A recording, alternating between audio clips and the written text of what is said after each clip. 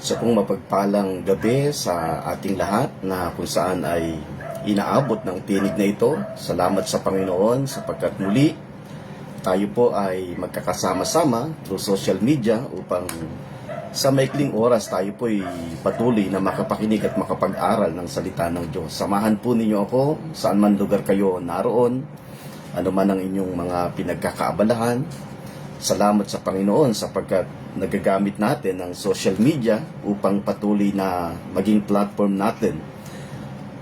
Saan man dako lugar ang ating mga kapatid, maging sa iba't ibang dako ng daigdig, wala pong mahirap ngayon sa panahon na ito sapagkat through social media, tayo po ay nagkakaroon ng pagkakataon na magkasama-sama, magkaparinigan. Naniniwala tayo na anuman lugar ay kayang abutin basta't meron po silang signal doon sa lugar na kanilang kinalalagyan. Binabati natin yung ating mga kapatid dyan sa lugar po ng Bacoor, sina Sister Tess, sa Cagayan, sina Brother Arthur, still watching. Siyempre ang aking anak na si Roma, still watching. Maging dyan sa lugar ng Calaca, ang ating kapatid na si Brother Pantaleon Mitante ay still watching. Binabati ko kayo na isang mapagpalang gabi dyan sa lugar ng Calaca, Batangas. At higit sa lahat, syempre, ang aking may bahay. Salamat sa Panginoon sapagkat ito po yung araw na kung saan ay meron po tayong weekly schedule in our FB Live broadcast dito po sa Kapihan sa Pastulan every 8 o'clock in the evening. Wednesday po is pagsabi po natin doon sa ating mga kapatid na nagtatanong sapagkat matagal po tayo na hindi nagkaroon ng pagkakataon na makapagbahagi through social media. But salamat sa Diyos, meron po tayo ngayon na tuloy-tuloy na ating pong program dito po sa ating pong FB Live broadcast. So, yun pong ating mga kapatid na nasa iba't ibang dako ng daigdig, kagaya po ng California, sila po'y nakakapakinig. Ang aking mother-in-law, si Nanay Penny, sabi niya, hindi man ako makapakinig, medyo sapagkat madaling araw ngayon sa kanila, medyo tinatanghali ng gising, but still, after na makita nila na Wednesday, and then nag-tune in sila. Binabati po natin sila na isang mapagpalang araw sa inyong lahat dyan. Maging kina Ate Emily Quinto, kina Nanay Vicky, kina Ate, kina Kuya Bonnie. Isa pong mapagpalang araw sa inyong lahat. At maging sa iba pa nating mga kapatid na inaabot ang ating tinig. Marami po tayo mga kapatid na kung saan ay tinatanong nila kung bakit hindi na tayo nakakapag-live uli. But salamat sa Panginoon sapagkat ito po, isang pribilehiyo na tayo po yung muling magkasama-sama. Napaka-importante na hindi po napuputol o naaalis yung pong uhaw at gutom na nilalagay ng Diyos sa ating mga puso. Tandaan po natin, yan po yung napakahalaga. Sapagkat sa lahat po ng mga bagay, yan po yung bagay na hindi kayang dayain ng anuman. Pwede nating dayain ang, kunyari ikaw ay masipag sa loob ng ministeryo, yung sabihin mo na may mga activities kang kinakaharap or ginagampanan sa loob ng mga iglesia na iyong kinabibilangan. Alam nyo, pero itong uhaw at gutom, kailanman hindi po natin ito kayang dayain. Tandaan po natin. At yan lamang po yung kapamaraanan ng Diyos na kung ating pong titingnan upang ang tao'y maabot niya yung hinahanap niya na real satisfaction. Sapagkat yan po yung sinasabi ng aklat ng Mateo, Kabanatang 5, Talatang 6. In the book of Matthew, chapter 5, verse 6, ang sabi po ng scriptures, "Blessed are those who hunger and thirst for His righteousness, for they shall be satisfied." Kaya, kung ang isang tao ay dumating sa isang sitwasyon na siya ay nakadama ng uhaw, nakadama ng gutom, yan po'y napakalaking pribilehiyong binibigay ng Diyos. Tandaan po natin. Sapagkat galing po sa Kanya yan. Hindi po tayo ang nagpo-produce niyan. We are very much thankful sapagkat tayo po'y nilalagyan ng Diyos ng hunger and thirst patungkol sa Kanyang katuwiran upang patuloy natin siyang maunawa yung Kanyang mga kapahayagan. Tandaan po natin, kung meron ng pinakamalalim o pinakamalawak na lakbayin na pagdadaanan ng isang mananampalataya, Walang iba kundi ang siya'y patuloy na lumakad, continue to walk unto the paths of righteousness. Sapagkat as long as we continue to walk unto the paths, so we continue to establish. Patuloy tayo na ma-establish doon sa katwiran. At yan ay napakaganda na once na ikaw ay ma-establish sa katwiran ng Panginoon, sinasabi po ng banal na kasulatan, no weapon that is formed against you shall prosper. Walang anumang sandatang gagamitin si Satanas sa iyo para siya'y magtagumpay. So meaning, kahit anong klase ng weapon ang gamitin niya sa iyo, hindi siya pwedeng magtagumpay o hindi siya pwedeng mag-prosper. Yan po yung napakagandang sinasabi ng banal na kasulatan. Now, samahan po ninyo ako ngayong gabi sa ating pong patuloy na pag-aaral, sa ating pong pagbubulay ng salita ng Diyos. So, kung mayroon po kayong banal na kasulatan, ito po'y binibigyan natin ng pansin. Tingnan po natin yung sinasabi sa aklat ng Genesis chapter 3, verse 3 up to 4.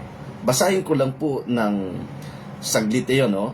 In the book of Genesis chapter 3, verse 3 up to 4. Very familiar na talata sa atin. At siguro po ay yung iba nating mga kapatid ay alam na alam itong talata na ito. Ang sabi po dito sa aklat po ng Genesis chapter 3 verse 3 up to 4, but the fruit of the tree which is in the midst of the garden, God hath said, Ye shall not eat of it, neither shall ye touch it, lest ye die. Ito po yung sinabi ng Diyos mismo directly doon sa unang tao na kanyang nilikha na si Eva at si Adan. Ang sabi doon, but of the fruit of the tree which is in the midst of the garden, God hath said, Ye shall not eat of it, neither shall ye touch it, lest ye die. Pagdating sa verse 4, and the serpent said unto the woman, He shall not surely die. Hindi ka mamamatay. So, titingnan po natin ngayong gabi dito po sa ating pagme-meditate, sapagkat patuloy nating tinatalunton yung mga magagandang bagay na naisin ng Diyos sa buhay ng kanyang mga anak. Una ay nabigyan natin ng pansin nung tayo ay unang nagkaroon ng pagkakataon na makapag-live through FB. Nakita natin nasaan yung ating consciousness. Napaka-importante noon. Mahalaga na sa buhay ng isang mananampalataya, yung pong ating consciousness ay nasaan ba ito nakasalig? Sabi natin kung meron mang bagay na dapat tayo na maging conscious, walang iba kundi ang mga bagay na ginawa ng Panginoon. And then pangalawang bagay na nabigyan natin ng pansin noong nakaraan na linggo, nakita natin doon kung ano nga ba talaga yung mga bagay na tunay na problema? At what is the real problem? Kasi, alam nyo, may mga pagkakataon kasi na hindi naman talaga na pagpopokusan yung tunay na problema.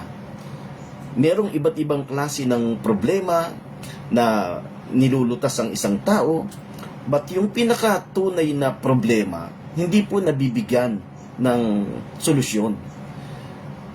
Kung di ako nagkakamali ay nabigyan natin ng pansin noong nakaraan ang pinakamabigat na naging problema sa kalagayan ng tao ay ang hindi pakikinig. And that is listening. Merong kinalaman patungkol sa pakikinig. Kung ating pong babaybayin ang unang tao na nilikha ng Diyos na walang iba kundi si Adan, hindi siya nakinig sa Diyos. Si Eva ay nakinig siya sa boses ng kanyang asawa. And then yun namang asawa niya na si Eva ay nakinig sa boses ng ahas. So makikita natin yung pinaka sitwasyon na naganap doon sa kalagayan ng unang tao na nilikha ng Diyos. Ngayon ay gusto kong makita natin, patuloy nating titingnan, halos may koneksyon doon sa ating pinag-uusapan about the major issue. Kasi alam nyo, kung inyo pong papansinin, siguro hanggang tayo ay patuloy na nagkakaroon ng live broadcast ay patuloy nating tataluntunin itong merong kinalaman patungkol doon sa pagpapagal or yung tinatawag na toiling. Yan po'y isang mahalagang bagay na maunawa ng bawat mananampalataya. Especially yung mga tao na nagsasabi na meron siyang kaugnayan or personal na relasyon sa Panginoon. Napaka-importante po ng bagay na yan na maunawa ng bawat isa sa atin. Now, ngayon, tingnan po natin the major issue. Ito po yung title ng ating meditation ngayong gabi. Binabati natin yung iba nating mga kapatid na kung saan ay naka-tune in ngayon. Hindi ko man po maisa-isa ang inyong mga pangalan, pero mamaya po, pagkatapos ng ating pangangaral, ay titingnan po natin kung yan po yung ating matatandaan pa, no? But saan man dako lugar kayo naroon, ano man ang inyong kalagayan, salamat sa Panginoon, Luzon, Visayas, Mindanao, maging sa iba't ibang panig ng daigdig, sa lugar ng Japan, sa lugar ng California, sa lugar ng Canada, binabati natin sila na isang mapagpalang araw. Now, it is very important for us to understand what are the biggest issue between God and man. Yan po'y sinasabi natin na napaka-importante. Mahalaga na makita natin ano nga ba talaga, what are the biggest issue between God and man. Ang pinaka-normal or very common na paniniwala, kung ating pong titingnan, kapag tinanong mo yung isang mananampalataya, pagka sinabi mo sa kanya, ano ba talaga ang pinaka biggest issue sa pagitan ng Diyos at ng tao? Ang common na paniniwala, sin is the biggest or major issue between God and man. Yan po'y talagang very rampant. At hindi naman po tayo totally na nagdi-disagree dyan. Baka ma-misinterpret kasi ng marami. Mabigat yung pinapangaral mo, Pastor, kasi yung sinasabi mo na hindi yan ang biggest issue, alam nyo, I believe and I really believe, I'm convinced na issue ang bagay na yan. But ang gusto kong makita natin, is it the major issue? Yan ba talaga yung pinaka-major issue? Especially kung ikaw ay mananampalataya? Kasi kung mananampalataya ka, sinasabi ng yung labi for how many years, 2,000 years ago, naririnig natin yan malimit. 2,000 years ago, tayo ay niligtas ng Diyos, niredeem ng Diyos, tinubos ng Diyos. Saan? Sa kasalanan. Laging kasalanan ang narinig natin. Pero, ang nakakalungkot, parang pag tiningnan natin at pinakinggan yung napakadami na binibitawan ng labi ng maraming mananampalataya, parang hindi pa totally settled yung bagay na yon. Yun ang nakakalungkot eh. Now, the very common belief na pagka tiningnan natin patungkol doon sa biggest issue between God and man, walang iba kundi ang kasalanan. Ngayon, kung titingnan natin, ano ba ang kasalanan, Pastor? Alam nyo, kapag tiningnan natin sa pag-aaral in Hebrew, pag tiningnan natin the word sin means hamartia. Kaya nga, kapag study about sin is hamartiology sa paaralan ng Biblia, sa Bible School, pagka tiningnan natin. Ang aking classmate, napagpalang gabi, Pastor, mate, sabi ng Oni de la Cruz Oliveros, binabati natin siya ay nasa lugar ng Dasma. So what is sin? Sin in Greek means hamartia.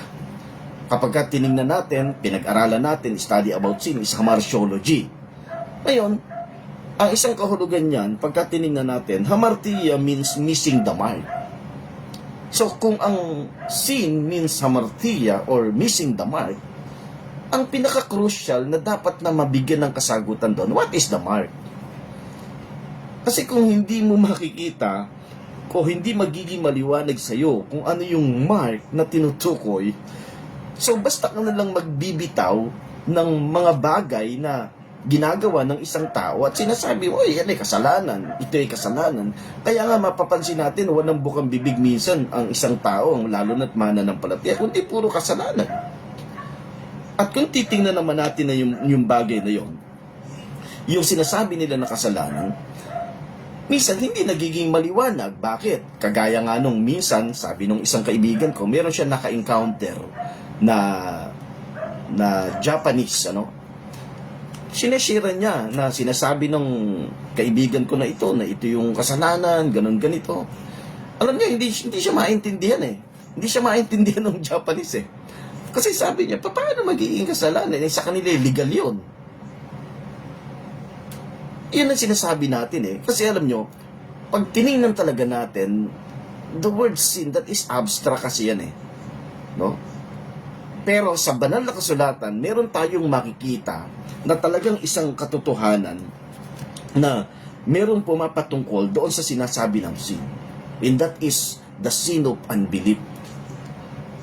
Malinaw yung sinasabi ng aklat ng John chapter 16 verse 8 and 9. Tingnan niyo po yung sinasabi dito. In John chapter 16 verse 8 and 9, maliwanag yung sinasabi ng banal na kasulatan. Si Jesus mismo yung nagsabi. Ang sabi doon, and when He is come, He will reprove the world of sin, S-I-N, and of righteousness and of judgment. Pagdating sa verse 9, of sin, because they believe not on me. Sabi doon, because they believe not on me. So maliwanag that the sin is the sin of unbelief. The sin of unbelief has entered the world when Adam transgressed, and this is the original sin.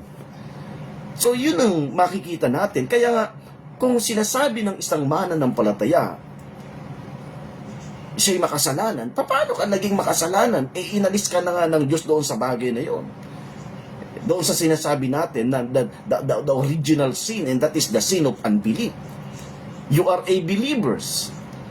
Kaya nga, sinabi natin na may mga panahon na kung saan yung sumikat na pangangaral, sinasabi nila that is a great awakening, sinners in the hands of the angry God. Alam nyo, hindi natin binabaliwala yan. Kasi kagaya na napag-aralan natin ng mga nakaraan, sinabi natin o sinabi mismo ng banal na kasulatan, meron din namang glory yan eh.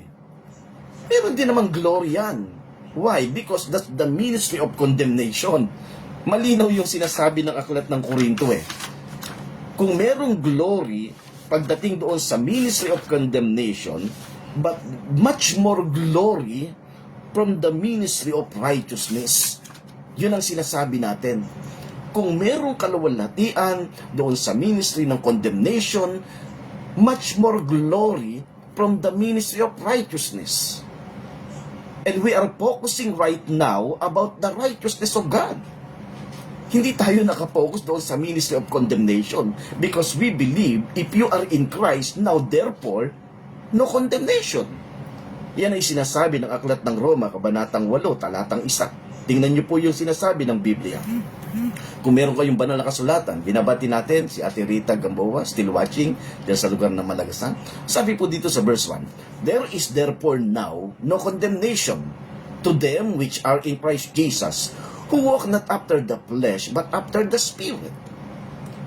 Very clear yung sinasabi ng Bible, if you are in Christ, therefore now, no condemnation. And that's the reason why we are focusing right now through the ministry of righteousness rather than condemnation. Kasi baka ma-misinterpret nyo, yung sinasabi ni Pastor, mabigat yan. Kasi parang binabaliwalahan niya na yung kasalanan eh. Alam nyo, ang totoo niyan, kung talagang inalis ka na ng Diyos sa bagay na yan, putol na yan eh. And that is the sin of unbelief. Ang malaking problema, masyadong nagiging conscious ang tao doon sa mga bagay na nagagawa niya. Sabi ko nga sa inyo, what are the difference between sin and sins? Napakahalaga niya na maunawaan ng isang tao. Especially kung ikaw ay mananampalataya. Sinasabi mo na meron kang relasyon sa Panginoon, but what are the difference between the two? Sin and sins. Sabi nung iba, simple lang yan, Pastor. Singular and plural lang yan. Alam niyo, hindi po ganoon kasimple yun. Kung maunawaan mo ang kahulugan o ang difference between sin and sins, magkakaroon ka ng confidence. Every time na lalapit ka sa Panginoon, hindi yung nagmamakaawa ka at hihingi ka ng tawad sa Kanya, na para bagang wala ng tigil na paghingi ng tawad yung ginagawa mo. Parang baliwala yung ginawa ng Panginoon. Paano mo ngayon sasabihin na lalapit ka sa trono ng mahabaging Diyos, na confidence ka, pero punong-puno ng paghingi ng kapatawaran yung laman ng puso mo? Confidence ba yung bagay na yun? Na hindi ka makalapit sa Diyos dahil parang dinadagukan mo yung dibdib mo? Sasabihin ng marami, Pastor, meron namang talata sa Bible eh. Totoo po yan. Merong panahon, sa panahon ni Jesus, yung isang nananalangin na dinadagukan ng dibdib at hindi makatingin sa langit. Pero yun ay panahon ng Panginoon. That is before Christ. Pero ang usapan natin ngayon ay yung after the cross. Kasi yun ay before the cross eh. Yan, importante din po yan, yung sitwasyon na yan. Hindi lahat ng mga sitwasyon sa banal na kasulatan ay i-apply mo sa panahon natin ngayon.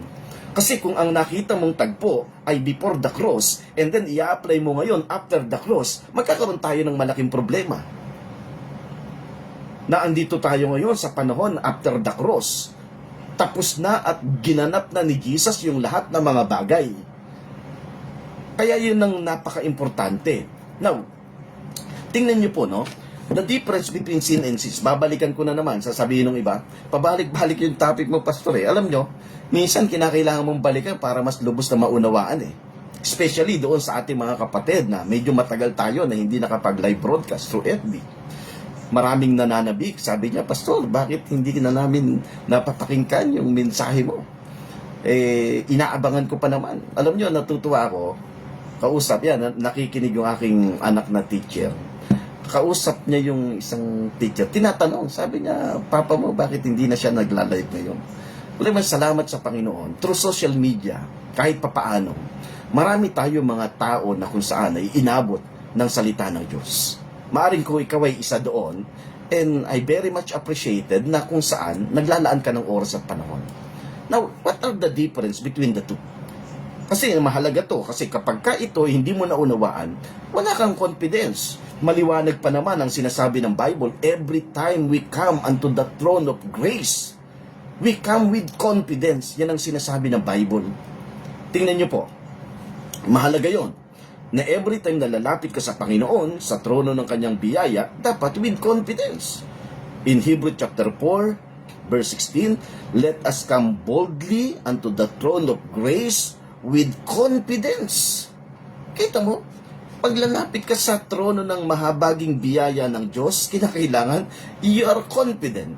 Paano ka magiging confident kung hindi mo nauunawaan na lahat ng mga bagay na ginawa mo noong una, lahat ng mga bagay na nagawa mong mali ay totally settled sa harap ng Diyos? Yung difference between sin and sins, pag tinignan natin, S-I-N, that is the sin of unbelief. That is the root of all sins. Yan po yung pinakaugat. Kaya sabi ng Bible, in John chapter 16, verse 8 up to 9, yung kasalanan na tinutukoy doon is the sin of unbelief. Now, inalis tayo ng Diyos doon, biyaya ng Diyos, inalis tayo ng Diyos doon. That's the reason why we call believers. Bakit ang tawag sa atin ngayon ay believers?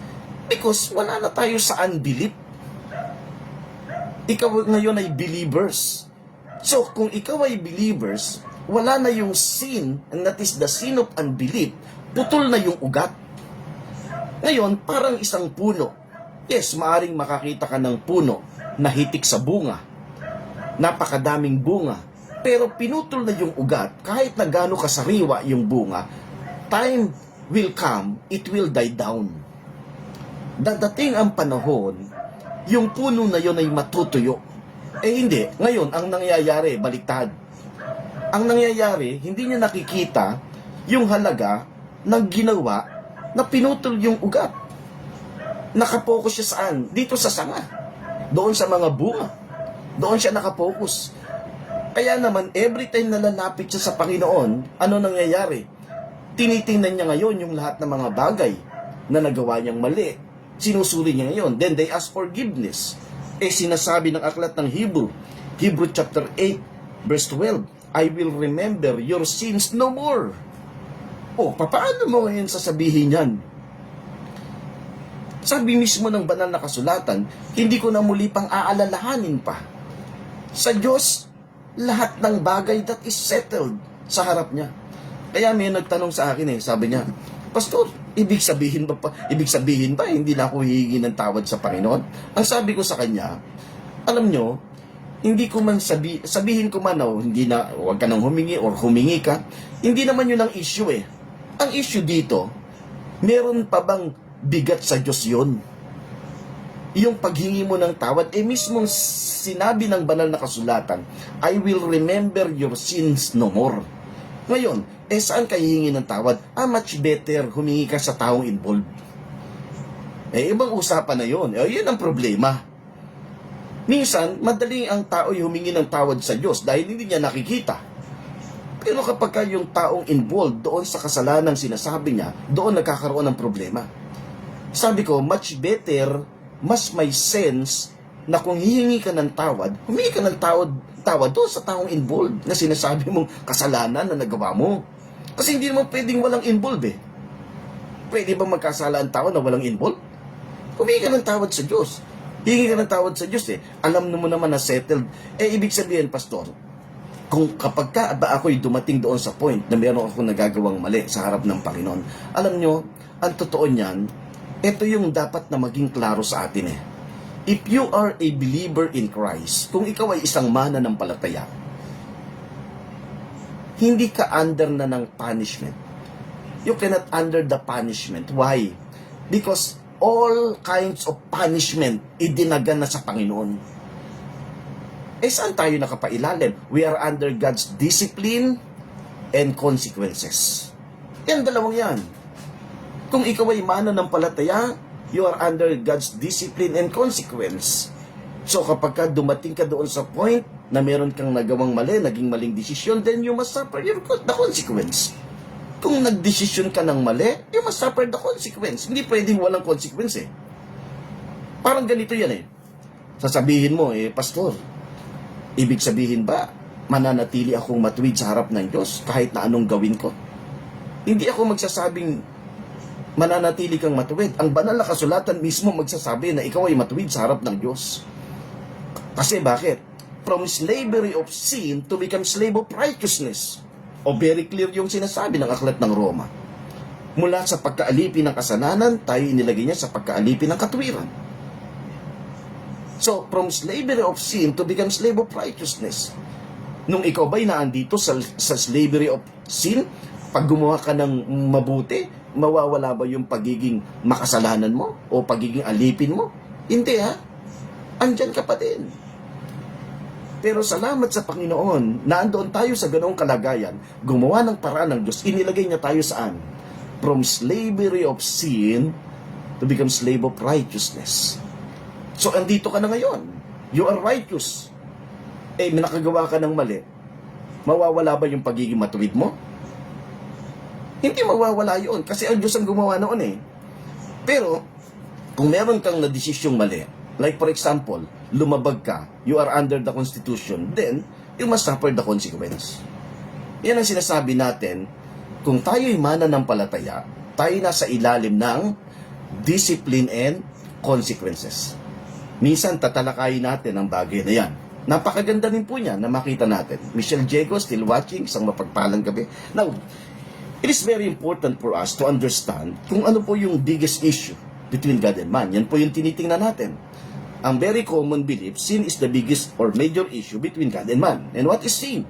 Sin means missing the mark. Sabi nga natin, ang pinaka-crucial point dyan na dapat masagot, what is the mark? Kasi missing the mark eh.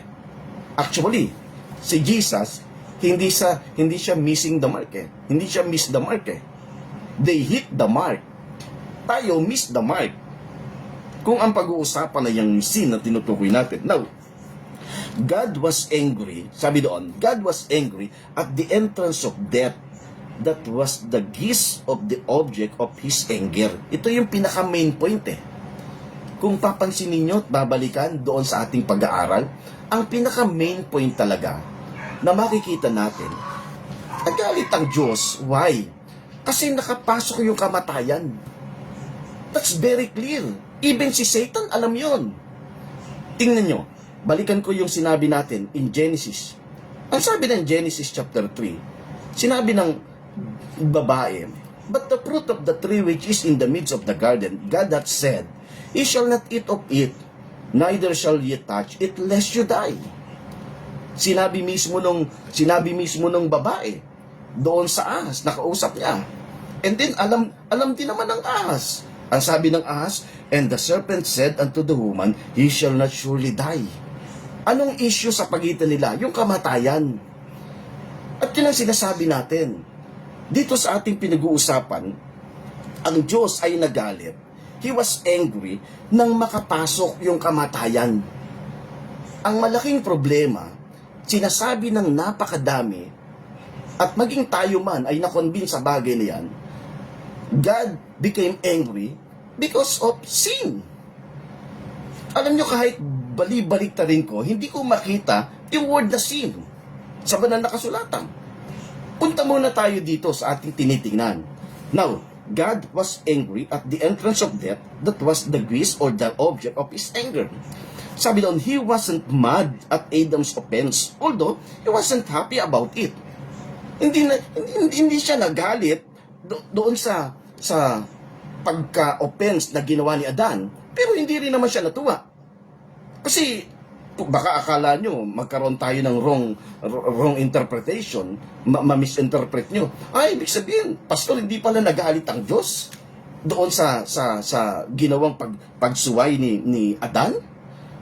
Kaya nga doon pumasok yung teaching ni Jonathan Edward, sinners in the hands of the angry God. Tandaan po natin, although nagamit yung panahon na yon, napakadaming mga taong inabot, and that's the ministry of condemnation. There is glory through the ministry of condemnation, but much more glory through the ministry of righteousness. Yan ang sinasabi ng aklat ng Corinthians na binasa natin. Kung merong kaluwalhatian doon sa ministry of condemnation, much more glory through the ministry of righteousness. Tandaan po natin. Now, tingnan po natin itong bagay nito. He wasn't mad of Adam's offense, although he wasn't happy about it. He was angry at the result ng makapasok yung kamatayan. Yan ang talagang makikita natin. Yan ang isang bagay na nakakalungkot. Ito yung pinakamalaking twist na naganap. Kasi alam nyo, every time na pinagbubulay-bulayan ko yung mga salita ng Diyos, kahit papaano ay matagal-tagal na rin naman tayo nangangaral ng salita ng Diyos. At sabi ko, ba't parang iisa lang yung linyahan na nakikita kong kinakaharap na tinataluntunan ng napakadaming mangangaral? Sabi ko, saan ba talaga nagkaroon ng problema? Pansinin yung maigi.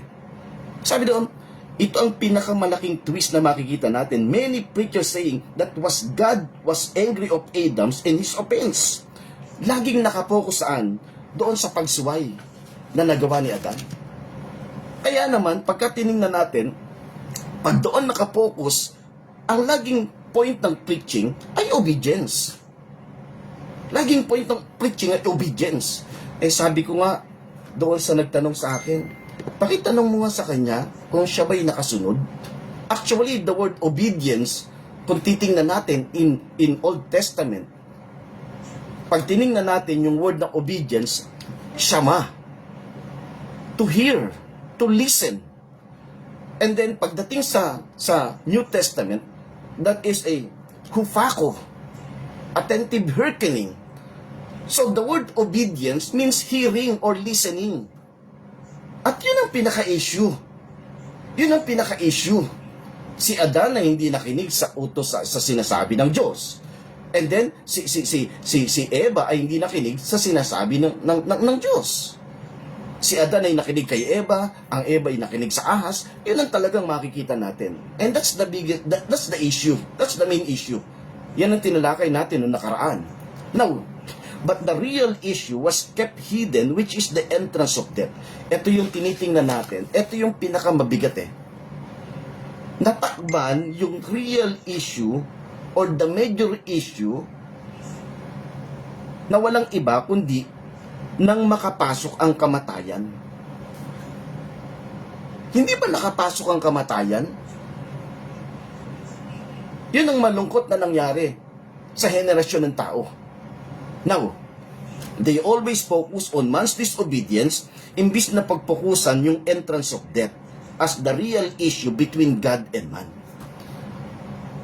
Nakakalungkot isipin na kung ating titingnan, itong pinaka-real issue ay naisa sa isang tabi at hindi na bibigyan ng pansin.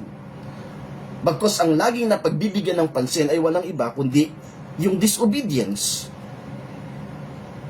Now, man's disobedience is the offense and not the result. So we are focusing now on the result, not the offense. Ano ba yung result? Ang result ay walang iba kundi nang makapasok yung kasalanan, yung kamatayan. Yan ang result. Now, ibig sabihin, kung ating titingnan at tataluntunin, nagkaroon ng tinatawag na misdirection. Alam nyo, yun ang isang pinakamabigat na misdirect. Nagkaroon ng tinatawag na pagkakalihis na lihis. Ano naging effect niyan, pastor? Kung ating titingnan, by this offense of misdirection, the devil is able to do two things. Ito na matindi. Dahil na misdirect na, ito na ngayon. Ang dyablo ay nakagawa ng dalawang bagay. At tingnan niyo po itong dalawang bagay na makikita natin na ginawa ng dyablo magpahanggang ngayon. Ano yung una? First, a lot of Christian or believers became self-conscious or instead of Christ conscious. Kaya nga yung tao, yung mananampalataya, nasaan ang kanyang consciousness? Hindi ba laging nasa kanyang sarili? Laging nasa kanyang sarili? Laging nasa kasalanan na pwede niya magawa? Na ang sinasabi ng banal na kasulatan, instead na ikaw ay maging conscious into yourself, dapat maging conscious tayo sa bagay na ginawa ni Jesus. Dapat yung ating consciousness laging na kay Christ. Tinitingnan ko nga, may mga pagkakataon na kung ating pong susuriing maigi, paglalapit yung tao sa Panginoon, kung bakit natin sinabi na siya ay self-conscious, pansinin po ninyong maigi. Paglapit ng tao sa Diyos, minsan naririnig ko pa sa panalangin, Panginoon, pakasuriin mo yung aming sarili. At kung may makita kang pagkakamali, pakalinisin mo kami. Alam nyo, even sa pagdating sa pag-aalay, in Old Testament, pag tinignan natin, ang sinusuri ay walang iba, kundi yung dalang handog. Yung nagdala, hindi yun ang susuriin. Ang sinusuri, yung daladalang handog. And we know kung sino ang picture ng handog. Who is our perfect sacrifice? Our perfect sacrifice is Jesus. Hindi sinusuri yung daladala, yung nagdadala ng handog. No. Ang sinusuri yung daladalang handog. At kapag ka nakapasa yung daladalang handog, and that is the picture of Jesus, yun ang isang pamamaraan sa lumang tipan para yung kasalanan sa kanya ay mawala, maialis sa loob ng 1 taon. Kaya nga sinasabi ng aklat ng Hebro, yung mga saserdote ay naghahain ng yun at yun ding hain sa loob ng 1 taon. Now, sa panahon natin ngayon, who is our perfect sacrifice? Our perfect sacrifice is Jesus.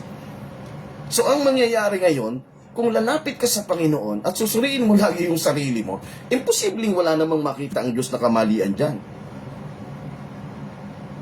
Meron bang tao na, ang nakakalungkot kasi, minsan, ang pandaraya ng ating pakiramdam, yun ang mabigat eh. Yun ang pinakamabigat. Yung pakiramdam mo, yung mandaraya sa'yo. Na pakiramdam mo, malinis ka, ang totoo niyan, you are already cleansed by His blood. And that's truth. Kinakailangan, kung conscious tayo, maging conscious tayo sa mga bagay na ginawa ni Jesus. That's it. Uulitin ko po, we are focusing. Tandaan natin, nakapokus tayo ngayon saan? Through the ministry of righteousness rather than the ministry of condemnation. We're focusing on the result, not on the offense.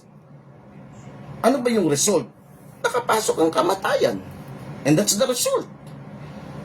Magsalamat sa Panginoon. Nang dumating si Jesus, ano dala-dala niya?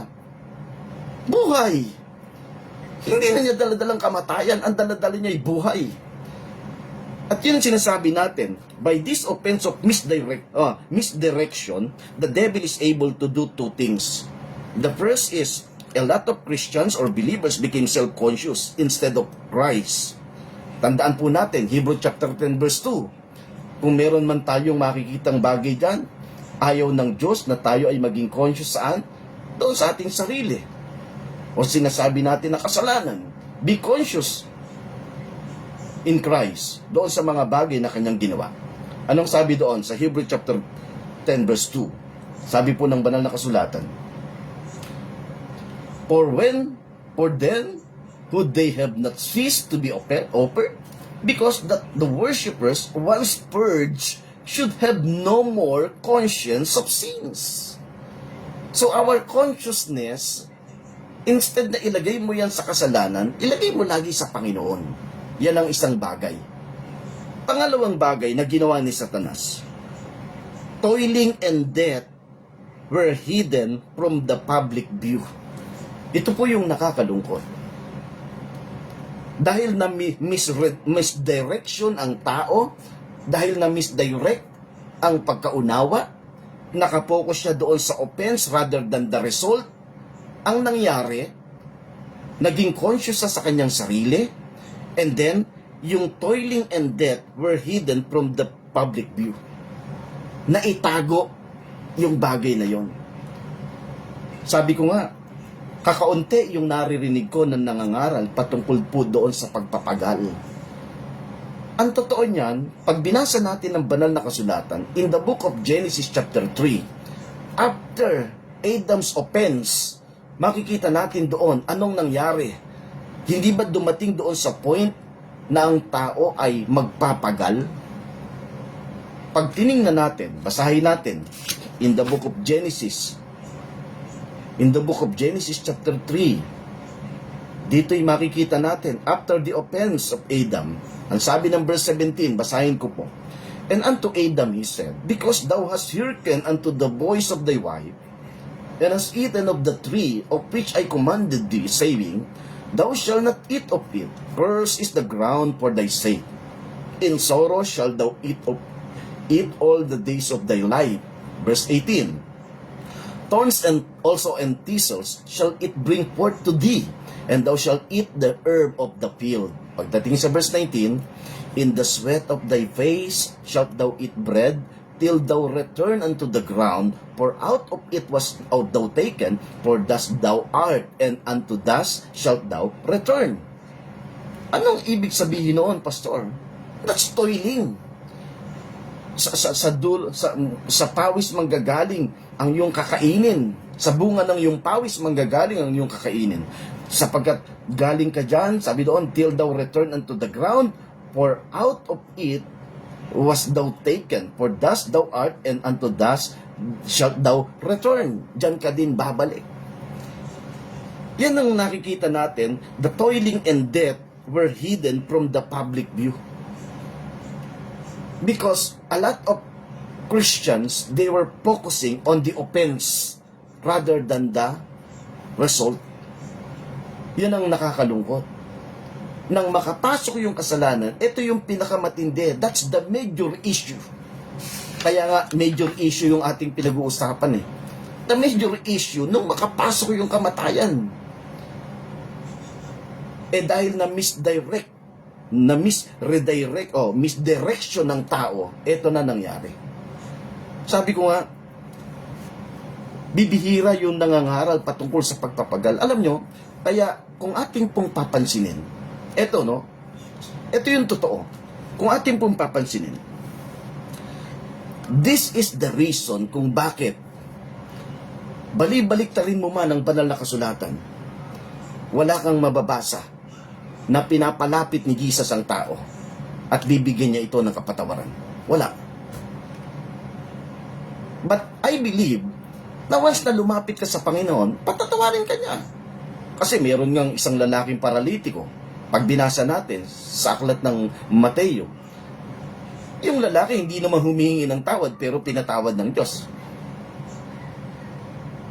Pero yung makikita natin, letra por letra, na pinapalapit ni Jesus ang tao at bibigyan niya ito ng kapatawaran, wala tayong mababasa. Pero meron tayong mababasa. Pinapalapit ni Jesus ang tao. Ano ibibigay niya? And I will give you rest. Why? Because the major issue between God and man ay walang iba kundi ang pagpapagal. Yan po yung totoo. That is toiling. Kaya nga, pag tiningnan natin, pag pinalapit ni Jesus ang tao, bibigyan niya ng kapahingahan. Come unto me and I will give you rest. Pagpapahingahin ka ng Diyos. At syempre, once you are in Jesus, there is life. Mula doon sa kamatayan, patungo sa buhay. Yan po yung maganda. Tandaan po natin, kung meron man pong pinaka-major issue dito po sa ating pinag-uusapan at nawa ay naging maliwanag. Kasi, tandaan po natin, kung masolusyonan mo man yung mga iba't ibang klase ng issue, pero hindi mo makukuha yung pinaka-major, babalik at babalik yan. Take note, I'm not against doon sa pangangaral na nakapokus doon sa tinatawag na condemnation, because there is a glory. But ang sabi ng aklat ng Corinthians, much more glory for the ministry of righteousness. We are focusing not the offense, but the result. Salamat po sa Panginoon ngayong gabi. Nawa ay naging maliwanag yung ating pinag-uusapan. Binabati natin yung ating mga kapatid dyan sa lugar po ng Malagasan, ang aking mahal na kumparing Dor sa Kilayan, still watching. Si Leti Katigbak, still watching dyan sa lugar ng Muntinlupa. Ang pagpapala ng Diyos ay patuloy nating i-enjoy. At kanina ay nakita ko si Pastor Ronald Naire, still watching. Maging si Kuya Alex, Bishop Alex Medina. Binabati po natin ng isang mapagpalang gabi yung ating mga kapatid. Salamat po sa inyong lahat na aking pong nakasama dito po sa maikling oras ng ating pong live broadcast through FB. Ito po yung ating pong schedule every Wednesday, 8 p.m. Saan man lugar kayo naroon. Si Sister Jo, kanina nakita ko, still watching. Jo Haudalso, asawa ni Paring Mando dyan sa lugar ng UK. Binabati ko po kayo na isang mapagpalang araw. Saan man lugar inaabot ang tinig na ito. Maaring yung iba ay na doon sa ating pong playback na lang makakapakinig. But still, salamat sa Panginoon. Naway patuloy po tayong magpakalago, patuloy po tayong magkaroon ng malalim na pagkaunawa sa katotohanan ng salita ng Diyos. Kung meron po kayong mga tanong, pwede nyo po akong i-PM. At kindly like and share lamang po dito po sa ating live broadcast. At binabati ko siyempre ang aking mga mahal sa buhay, ang aking may bahay na Sister Jo, ang aking anak na naandyan ngayon sa lugar ng Quezon na nag-OJT. Ang pagpapala ng Diyos, anak, ay patuloy mong i-enjoy. So maraming salamat po sa inyong lahat. At hayaan po natin na i-enjoy natin ang bawat sandali sa buhay natin. Tuloy lamang po tayo, mag-focus po tayo sa mga bagay na ginagawa ng Diyos. Sapagkat napakaganda, yung pong ating consciousness ay walang iba kundi sa mga bagay na ginawa at tinapos ng ating Panginoong Hesus. So ngayon po, yung ating mga kapatid na kung saan ay meron po kayong gustong isama sa panalangin, pwede nyo pong ilagay dyan at sa ating pong meditation ay ating pong isasama yan. Salamat sa inyong lahat, aking pong nakasama. Hanggang sa susunod po, tayo po yung magkasama-sama dito po sa social media. Ang pagpapala ng Diyos ay ating enjoy. Hagyasmos to everyone. Enjoy our day, our rest.